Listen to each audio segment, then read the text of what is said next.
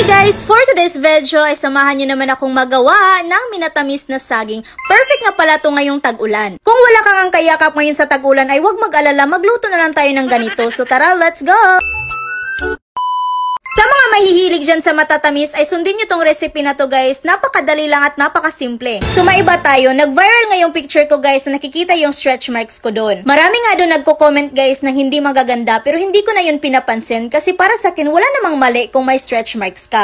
Yung masama, yung nagko-comment na hindi maganda, akala kung sino mukha namang inkanto. Huy! Pero hindi nga natin yan maiiwasan guys kasi marami nga taong mapanghusga pero wag na lang natin sila pansinin. Baka hindi lang talaga sila masaya sa buhay nila. Ganun. Good vibes lang tayo rito. Kaya sinasabi ko dyan sa kapwa ko babae, be proud to yourself. Kahit mataba ka man, payat ka man, or may stretch marks ka pa. Pero okay lang yan guys. Wala namang perfect dito sa mundo. Ganun. Huy! O tama na yung satsat. Balik muna tayo dito sa niluluto kong minatamis na saging guys. Lumambot na nga tong saging kaya nilagyan ko na siya ng brown sugar.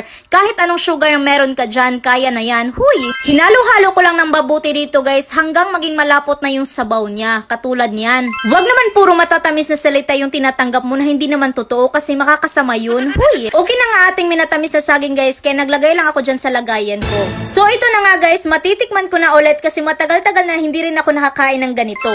Medyo mainit-init pa nga dito guys pero kinain ko na talaga. Napakatamis nga. Pero bawal nga siya araw-arawin guys kasi baka madiabetes tayo ng maaga. Huy! So ayan lang guys for today's voice over video. Salamat palang gata mo. Bye! Sa mga naghahanap ng legit na link dito na sa Paldo Plus. Huy!